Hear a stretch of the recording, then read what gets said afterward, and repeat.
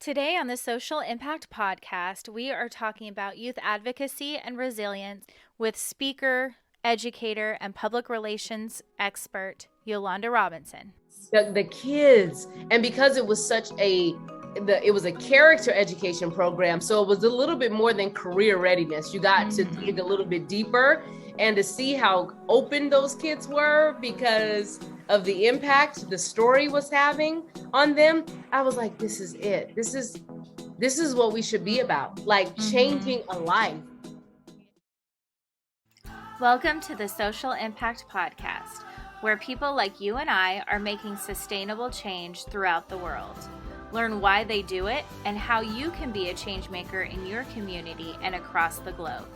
Each week we hear from people on their social issue and what compels them to make an impact. Hi everyone, my name is Bree Jensen and I am the host.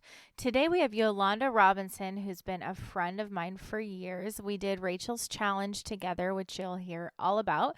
She is the head of public relations for a public PreK through 12 school district in Georgia. She's a graduate of Tennessee State University in Nashville, where Yolanda was voted Miss TSU, and it was in this role when she discovered her passion for youth. Being given the opportunity to speak in schools and mentor freshmen at the university set Yolanda on a path for youth work. Yolanda spoke for a character education organization called Rachel's Challenge for 4 years, which is based on the life of the first victim of the Columbine High School shooting. She spoke across North America, encouraging and inspiring kindness. Years later, Yolanda moved to Australia to become a youth pastor at World Changers Church, Gold Coast.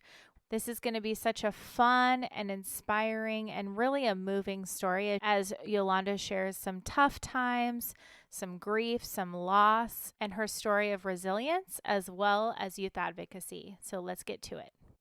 Fabulous lady. Well, thank you so much, Yolanda, for joining me on the first season of the Social Impact Podcast. You are in the first round of people that I thought about that were on my all-star list to chat with because I just think I think you're so fabulous in every way. And I never stop smiling when I chat with you. You make me laugh, you make me think, you inspire me. And so we'll get into all the things, I'm sure. But thank you for spending some time and encouraging all of us. Do you want to share a little bit about your journey and, how you've had an opportunity to make an impact throughout your career and your life? Wow, that's a lot. Career and life all in one. Let's see. Well, all the things. We only have 5 minutes now. Exactly. So real quick, you know what? It's been a crazy journey because you always plan things out and you expect it to go the way you plan it, which is why you plan it. And then it never goes the way you plan it. Yeah. So I was supposed to have been the next Oprah, having my talk show, interviewing people, but that's just not the way it happened. So I ended up in college.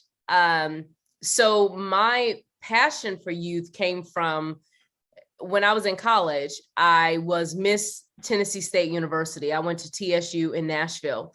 And when I became the queen of the campus, which is like, okay, gosh, that's such a responsibility. I had these freshman girls coming up to me talking about how I had impacted them. I had unknowingly impacted them just by me walking around campus or speaking to them or making them feel like they were a person and that they mattered. And that if they had a question, I stopped to answer their question to direct them somewhere on campus. And you'll never know the small things. Like you think that that's so trivial or you minimalize the things you do.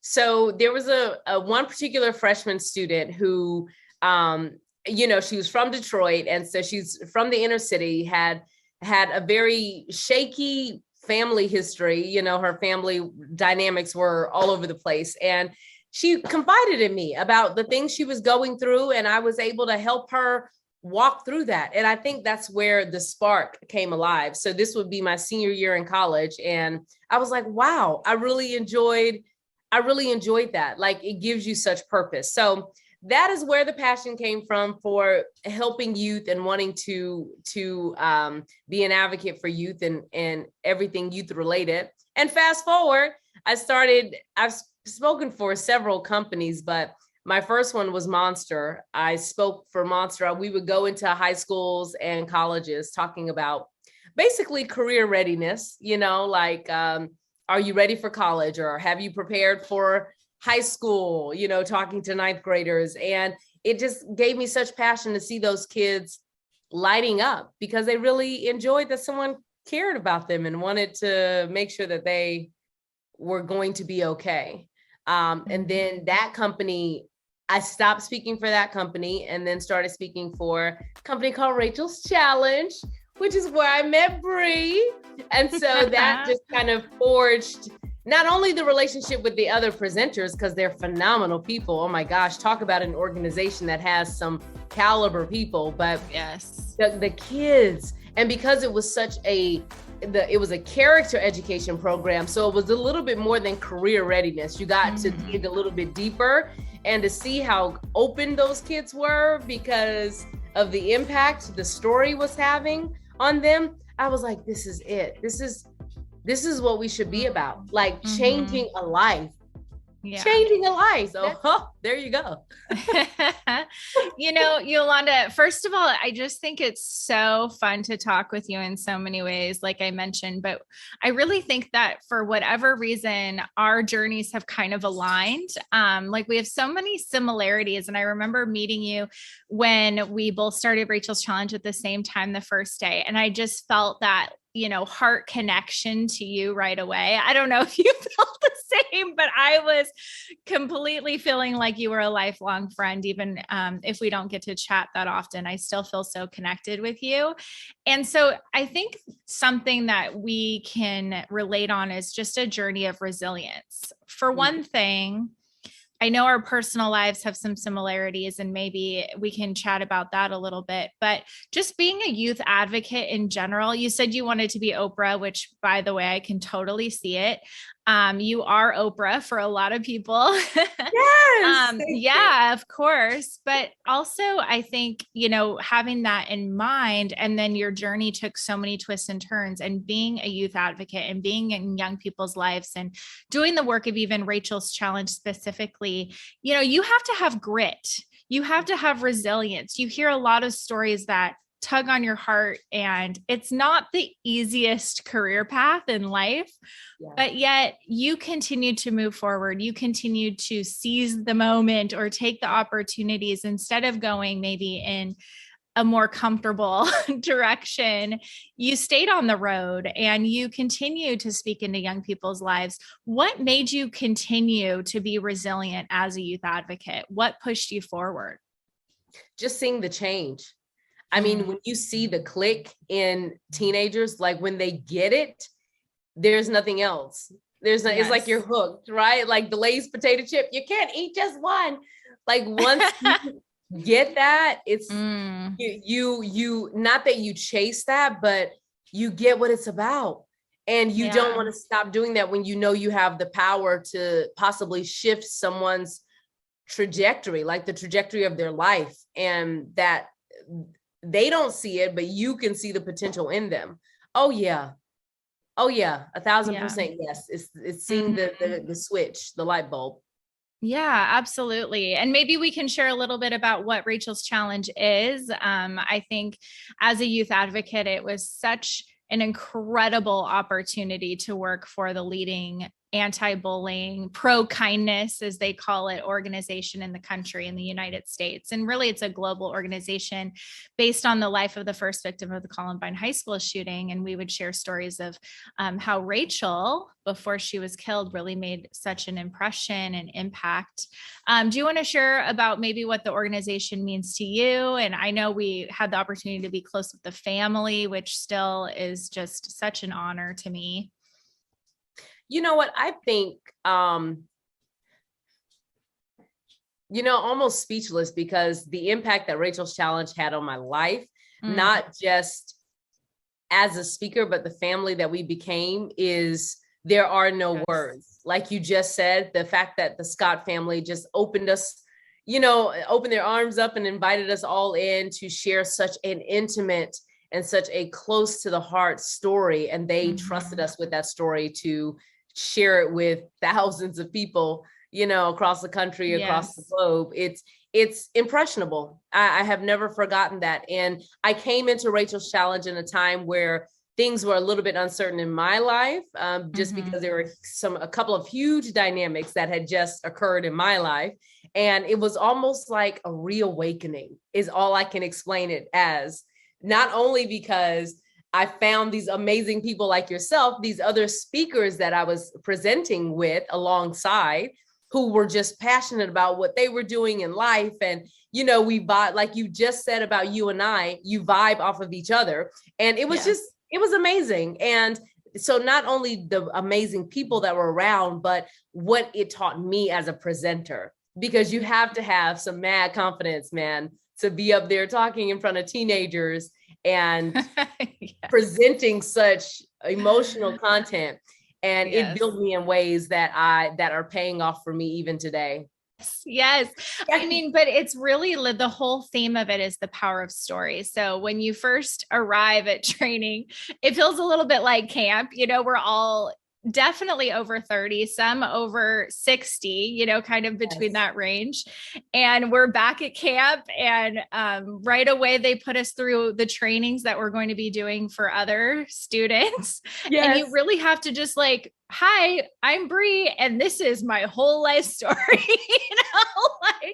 I remember thinking back, wow. I mean, you really bond, because you basically, it just puts you in that mindset. The way that the curriculum is, it puts you in that mindset where you're just yep, I'm just going to go there, and I'm going to have this group therapy session with all these people and do the work and come out on the other side, and that's what we got to do for thousands. And Yolanda, there's so many great Rachel Scott quotes. What would you say was your favorite? Which one really did you love sharing with the students? You know what? She had so many. And this one particular quote doesn't exactly come from Rachel, but it is a quote that she loved and that we reference in our storytelling because she loved it so much. And the quote came from Dr. Martin Luther King Jr. And because I can't say it word for word, I'll paraphrase it. But it basically was, without darkness, darkness cannot exist in the presence of light. Right. And I thought that was so powerful, because it just reminds us, a reminder to our kids and the students we're speaking to, if you would just be the light, darkness can't even exist around you. Right. So powerful. Very, very, very powerful, especially in times like these, where people are divided. There seems to be a lot of darkness. There's people out there that are shining a whole lot of light, and people that have a legacy of light as well, that maybe aren't here experiencing the human experience any longer, but they have a light that's lasted. Do you have one story? It doesn't necessarily have to be from Rachel's Challenge times, but from your youth advocacy career. Do you maybe have a story of a student that either impacted you or you got to see a transformation in their lives? You know what? So a part of my journey was moving to Australia on the other side of the globe to be a youth pastor. So when I was leaving Australia, coming back to the States, she said to me, I wanted to know what all the teens thought, with me being their youth pastor. You kind of like that's a risky question. Oh, I know. Very brave of you. An evaluation of sorts. Oh, okay. Lord. I'm sure they loved you. I know. Her specific response was, you helped me get closer to my parents. Oh my goodness. And yet again, that is why you keep doing it. Your first question that you asked me, because when you see the change and when you get responses like that, how can you not keep going? Yes. I helped you get closer to your parents. Well, not me, but obviously God through me. But that is To God be Yes. glory. I was so excited. So that is one of my most memorable stories, because that's why we do what we do. Yes. It's so important. I'm just now learning after, 15, 17 years in youth work, to celebrate the wins, because it's what sustains you through the hard times. Because I think like when you're doing, I had a conversation earlier with someone, and they said, when you're doing what you're gifted at and passionate about, you can't not do it. Right. So it keeps you going. And then when you celebrate those wins, it gets you to the next win, because there will be wins. Keep going, friends, right? Keep going. Well said. So I'm curious too. I think during our Rachel's Challenge days and, just doing the work we do, we have a lot of funny stories as well. And I'm sure everyone listening might want to hear at least one funny story from the road. Two come to mind for me. I'll share really quickly. Okay. I have one from when I was presenting at a high school in California, and I was in a gym. So it was a large school. There was at least 1,000 students of high schoolers. And at the beginning of our presentation, we played a video, and it was very moving. It was setting the stage, and they didn't have a projector screen. So I was projecting onto a sheet in a gym. And right in my most intense part, the pregnant pause part, the sheet comes flying down. And you can't see the video at all on the wall that was still there. So I waited thinking somebody would put up the sheet again or figure something out quickly, and nothing. So I decided, okay, I'm going to keep going. So I'm talking very slowly. And all of a sudden, not in the time that I thought that they would do it, but in another part down the road of my presentation, probably like 3 to 4 minutes later, they brought a ladder in, plopped the ladder down. Ladders are not quiet. Climb that ladder, and then they're like taping it up. Oh my gosh. Yes. You know what? I had to, with another male trainer, he and I had to fly to Guadalajara to train some presenters in Mexico. And I think the funniest thing that happened, because me, I try to, I know a little bit of Spanish. And so I try to do more than I know, do more than what I think I can do. Okay. And, the presenters are coming up trying to, of course they could speak English, but I was challenging myself. I was like, only speak Spanish to me. Wow. Okay. So they're going. I was trying to push I would not give the same instruction today. Okay. But I was trying to push myself, and I thought I had something, like I was, I'm thinking I'm communicating what I want to say. And then they just look at me and they're like, do you know what you just said? Did you just say that you want to bathe a fish?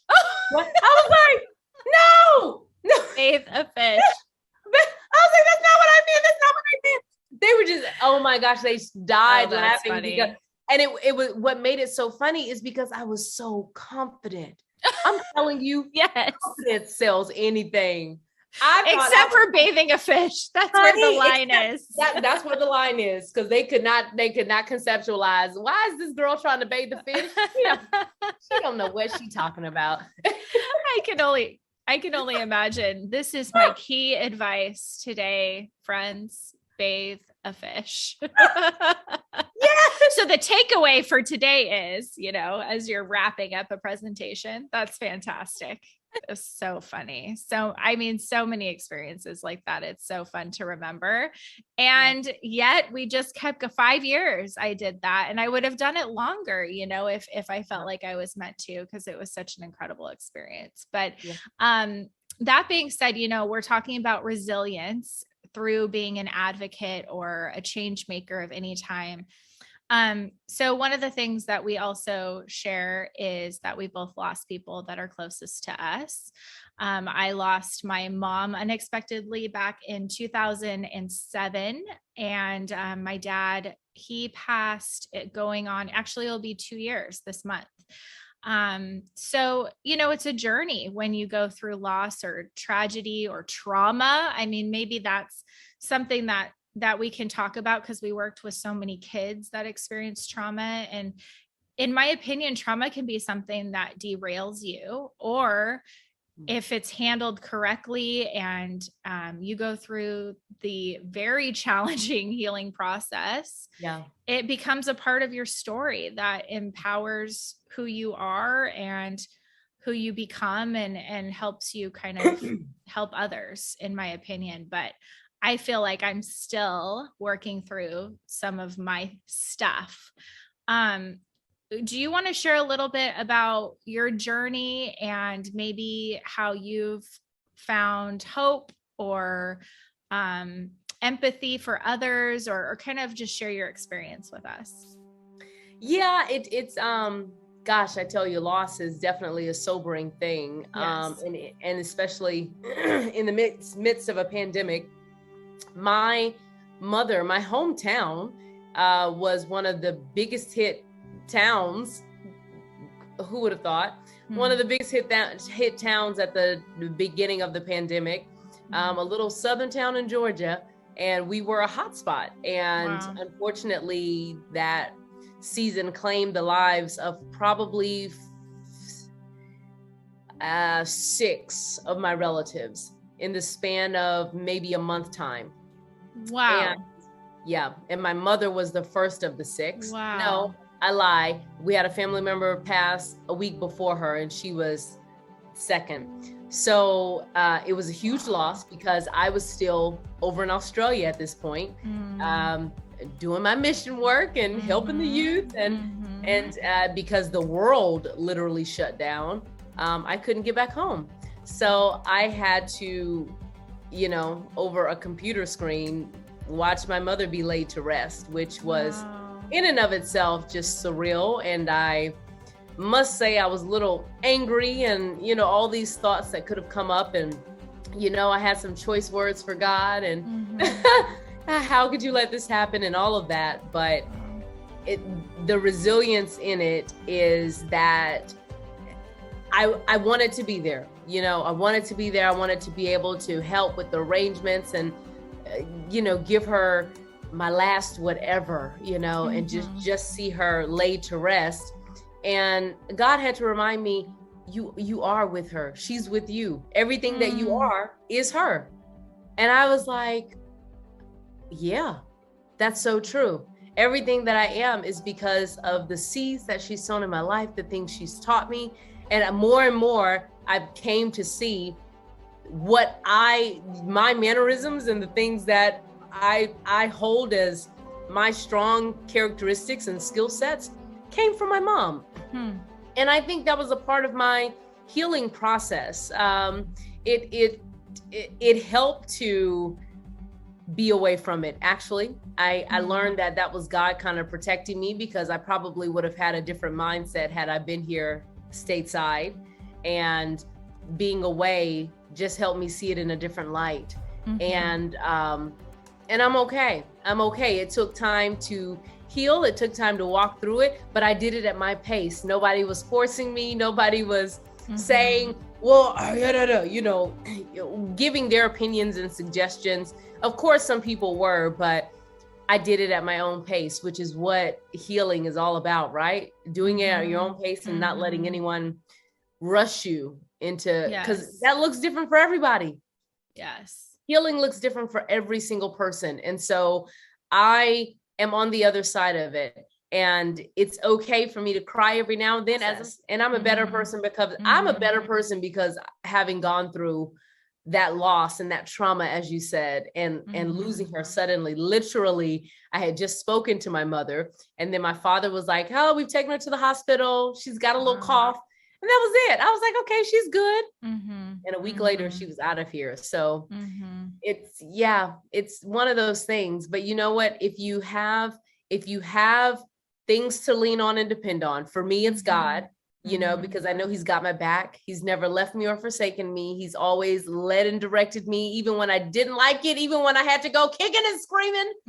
He still led me in the direction I needed to go. And when I finally landed there, I was so grateful. And I could see the snapshot of what he was trying to show me all along, which is what this was about. I got back to the States, and I was like, okay. And immediately landed a job. Like a month later, a job opened up and landed a job. Like the job didn't exist before I got here, but I got here and a month later they opened the job. Wow.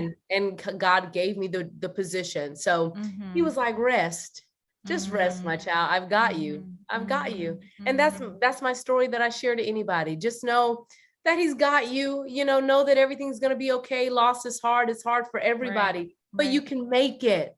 You can make it. And you just got to think about the good moments and the good times you had with that person.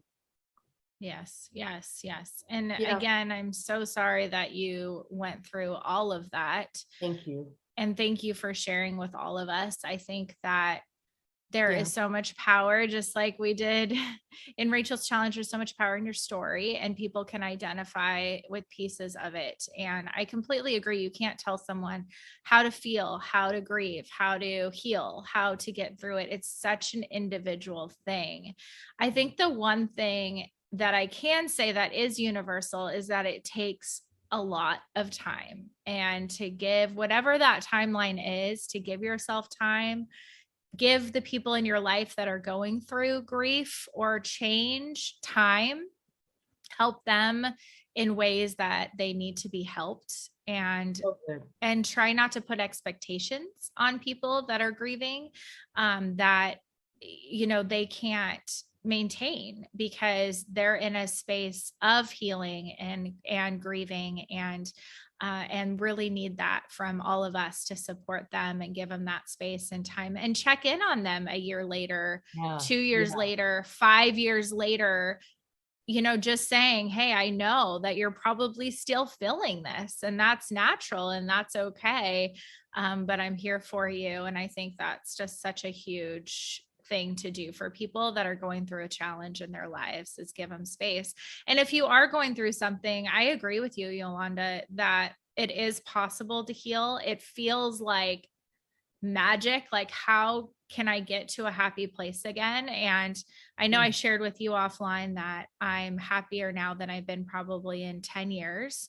And it took a lot of work. Yes. And intention and trying different things. I think I probably tried at least 5 different therapists. Like some just I didn't connect with. Some gave me weird advice, and like seriously weird advice. Oh gosh. But I decided I'm not going to give up. I'm just going to find the right fit. I had issues with, getting my insurance to cover therapy, like all the things that really become barriers to mental health and to healing. And I just was so determined, really, for my children, that I was going to be healthy again, and I was going to be happy again, because they deserved a mom that was present. And so, yes, so I just say that to anyone that's listening, maybe you're feeling like, wow, that sounds amazing that I can get to that place, but I don't even know what steps to take. I would say, just keep trying. Maybe you don't feel like you have a support system. Maybe you don't have a therapist, or you don't have insurance to find a therapist, or all these things. Don't give up. Keep trying, keep going to places where you can build community, whether that's a church, or community center, a sport, right? Like maybe play softball in the evenings. Who knows? Who knows what it is? But I just want to encourage you that it's completely possible. And we want that for you. We want health for you. Yes. And I would also say, be kind to yourself. So good. Be kind to yourself. Be kind to yourself. Yes, absolutely. Give yourself grace. Celebrate those moments. So going back to the advocacy side, a lot of people, when they go through challenges in life, it's a tough decision to continue to work in the giving space. So whether you're a pastor, a youth advocate, an activist, that takes a lot out of you. How do you decide or continue to do the work while you're going through a personal challenge? Is that, I think everyone is so different. And I know, like, when my mom passed, I tried really hard to continue to do youth work. And I ended up taking about 6 months off and doing a career, I babysat, and that wasn't, I'm not saying that's easy. Yeah. But it was for me, it was a little bit of a diversion. And then I was able to come back to doing youth work. When I lost my dad recently, it was a really interesting time in my career because I had just started at Pepperdine University the same week. And I felt really compelled for my family to keep that job and keep working. And it was really challenging, but that was what I needed to do at that time. So 2 different situations, same person. What would you say about that? I felt like I needed to come away. Like and I use the phrase because it's a phrase that I literally was standing on in scripture just a few weeks ago. It's just important to just come away. And like yourself, I did therapy as well because it's important to, you want to get your spiritual side together, but your emotional self is also important. And you need to make sure that you are taking inventory of it as well. But I had to, when I say come away, I mean isolate myself, not an unhealthy isolation, but an isolation to be able to process what has happened. And if you're still trying to, and to your point, you need to stop working if you need to. Like I know that I took a break as well, and responsibilities kind of were taken from me so that I could take that break because and some people are the opposite. Some people have to have loads of work to keep their mind off of it. Yes. But that wasn't my route. I needed to have things taken off my plate. I needed to have some self-reflection for me. I needed to be able to not be so angry with the whole situation. And I needed to have time to breathe and to find my peace and my center again. Because for me, if I moved too quickly, then I would be off balance, And so I had to pace it out. I had to pace that process out. Okay, let me breathe. Let me reconsider this. Let me self-evaluate this. Let me make sure I'm okay with this. Okay, self-check, yo. Are you feeling okay today? Yeah. It definitely took time. Like you said, I had to isolate myself, and I needed to get to a place where I was back to 100%. That I could be, through therapy, through prayer, through reading my word, where I could be okay. I was at peace with everything that happened, and I could see the full circle of it. Like, okay, I got it. Yes. I got it. All is well. So I agree, like having that quiet time to refuel. I think the important thing is, like you and I have, is we have community that makes sure that we don't stay isolated or stay alone too long. So it takes intentionality to have those people in your life. I get it. And some people don't. And I just encourage anyone to get those people around you. And as a social worker, youth advocate, mental health worker, teacher, and the list goes on and on and on. How do you prevent, or at least heal from, secondhand trauma when you're working in these kind of capacities? I really feel like, I think everyone has to have like a reigniting of purpose. Do you know what I'm saying? I think trauma oftentimes snatches our purpose, and it gives us this loss effect. Like you feel lost, you feel hopeless, you feel like you are the blame for something, or you want to blame someone else for something. And I feel like recentering that and knowing that your life has a purpose, and even that trauma has a purpose. Like if we repurpose that into, or reset our mindset into being about what that trauma taught us, it would help us move further along, and it'll help us heal, because we are now walking in that purpose. We are now teaching what we learned from that trauma. Trauma is huge, and it can be debilitating for some people if we sit in it too long. How you move forward is really how you get past it. Like, what did this trauma teach me? How do I want to be better as a result? How do I want to learn from it so that I can teach someone else who may be going through the same trauma? But if I'm so stuck in my trauma, I've missed the person that I'm supposed to be able to help pull out of theirs because I still want to wallow in mine, you know? And so I think that would be the biggest thing for me. I think purpose and hope are huge for helping anyone pass the torch of trauma, right? Like, I feel this thing hurt me really badly. Gosh, I was stuck here for a little while because it's okay to be stuck there for a little while, but you can't build a house there. You can't, that's not solid foundation because trauma's shaky. So you want to get off of that land as soon as you can, but take with you what you're supposed to learn from that land.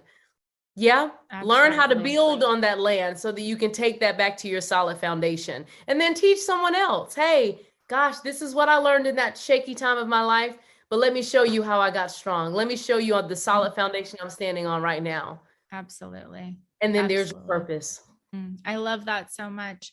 That's like I mentioned, that's been my commitment to myself and my family, is to live in the present and asking for grace to live that way, and gratitude for where I've come from, who I am today, the strength to move forward.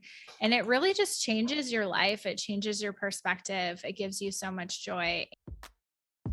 For those that are listening that want to go into advocacy of any kind or want to work with youth, that's it's not really something that makes the elementary list of what do you want to be when you grow up, like firefighter, doctor, police officer, which by the way are all great careers. You just rarely see like advocate on there. So there's not really a path that's like, okay, go do this or do that. I know you and I have both kind of like knocked on doors, and some haven't opened and some have. And so the ones that have, that we feel compelled to walk through, we've gone that direction. And it's been a wild, magnificent journey. And a lot of people that have gone through stuff in their lives do become advocates too.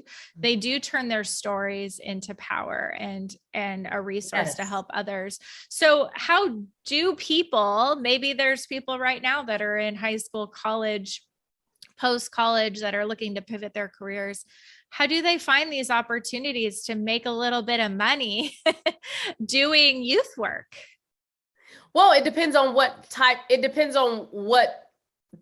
sector of youth work you want to go into, because there's so much, right? There's obviously the faith-based work, and then there's the nonprofit work, and then there's being in a school system work. I mean, there is so much opportunity, but I would say it needs to be a calling, like you need to feel that passion to do it, because it is not an easy work. I would say first, make sure that it is absolutely what you want to do and that you have a passion for it, because you need that passion to be able to jump over the hurdles that will come your way. And then see what doors, Bree just said it best, see what doors open up for you to walk through. When you find yourselves in your community, for instance, I mean, I don't know, wherever you land, if it's your passion, it'll find you, it'll chase you. Like you can just be in college and some organization can come onto your campus and be like, we're looking for volunteers. And that's your opportunity to get your foot in the door. Or you're at church and it's like, hey, the youth ministry needs people to go and travel with us for the camp. Hey, there you go. Or you could be in just doing your everyday life, and people are always looking for people to help mentor youth and help volunteer in organizations around your community that help impact youth. There are so many opportunities, right? There are so many opportunities to do this, and some of them are paid and some of them are not. But I would say before you go and try to get paid for something, make sure that it's something you want to do. Volunteer first, like Just give up some of your time first so that you can see if it's something you want to do. Because if you so easily stop doing it when you're not getting paid for it, getting paid for it is not going to change the fact that you were tired of it. Absolutely. I completely agree to start volunteering and see what you even love to do. I mean, you should feel, I know we talked a lot about like, oh, this is hard and you need resilience. I mean, that's just kind of the fact of it, but there's also so many joyful moments. Like giving is not just about the person you're giving to, it's also about yourself and feeling joy in giving, whether that's of your time, resources, all of those things. So yeah, volunteer. I would also say, like you mentioned, get in the communities of people that are doing what you want to do, find mentors. LinkedIn is a great resource. Yes. There are a lot of people and a lot of organizations doing some incredible things. A lot. So find the people that you want to emulate and reach out to them and ask if you can have a Zoom coffee with them and see what value you can add their way. Maybe, social media or something that you can help out with the organization. So I love it. Isn't so that great? Something? A Zoom coffee. Gosh. Zoom coffee. Virtual coffee. I mean, I pretty much have Zoom coffee every day of my life. Like every minute of my life, I always have a coffee handy. So Yolanda, we're going to end, but before we do, I have some just 3 rapid fire questions that I'm asking everyone that is on the first season. So the first one, if you're ready for this, is what is your purpose or motivation for change? If you could narrow it down to one thing. My motivation for change, my purpose for seeing people change is, again, that light bulb experience. I don't know if that's exactly what you're looking for, but that is the motivation. Like to see someone, and it doesn't have to be a youth. Of course, I love the kids, but just another adult to be talking to you, and I see something switch in you because something I've said has planted a seed in your life. That is definitely the purpose and the motivation. Love it. The second one is, what is your well-being tip so you can stay filled up and ready to serve? Well-being tip of the year. Okay, what is it? Boundaries. Set boundaries. Yes. So important. So important. With everything you're doing, whether it's work, whether it's your personal life, set boundaries because you need the time. Always set time aside for you to recharge so that you can be that 100% person that can make that change. Very good. And how can those of us that are listening make an impact? Be you. Be you. Just be you. I promise that kids, especially if you're going into the area of youth advocacy, they can sniff out fake. Totally. Oh, you trying too hard. Oh, they're trying too hard. Like it's just, they sniff it out. Okay. Yes. So if you just be naturally you, and it is your heart and your passion and them seeing how much you care about them, that's going to bring them to you. That's how you're going to make a change, because they see you genuinely care. Not that you're trying to check off some checkbox, or you're trying to get a door open or to get a foot into some company. No, they're going to sniff you out. Okay. So that's it. That would be it. Just be you. If it is truly your calling and your passion and your purpose for it, it'll just happen. Be you. It'll just happen. Every door that you need to open will open for you because people will see this is what they're passionate about doing. So good, Yolanda. So fun to talk with you as always. To laugh. I mean, you're probably one of the few people that we can go in and out of laughing hysterically, sharing stories, talking about the deepest moments of our lives, and go right back into sharing stories again and laughing. So I'm just really thankful for you and that's what you should be able to do with the good GF, right? You should be able, a good girlfriend should be able to have all those levels. Yes. Yeah. Absolutely. Well, I've always got your back, and thank you for your time, Yolanda. I love chatting with you. And on behalf of all of us, like, what am I even saying? What am I saying right now? I don't know how to close this out. Just thank you. On behalf of me and my Zoom coffee. On behalf of me and those in my office. And the empty office that we see of behind listeners those that people are going to watch. Oh man, I just love you, girl. Thank you so much. And that's a wrap. How about that? That's a wrap. Holla, you guys. Nice to meet everybody. I hope you've been enjoying the Social Impact Podcast. This was episode number 6. Please drop us a review, and it would mean a lot if you could share it out to people that you know are making impact in this world. You can find me to share your impact story, or if you need some help in your business or your project, please find us at thesocialimpact.co. You can also follow along at Bree_Jensen_.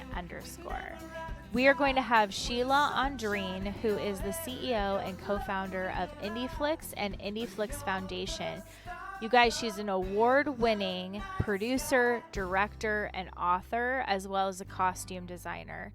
She has so much to say about using media for good and creating storytelling to make an impact on this world. She has a brand new film coming out. It's called Race to Be Human, and her films go out into schools and start such important conversation. Thanks again for joining, and I'll see you next week.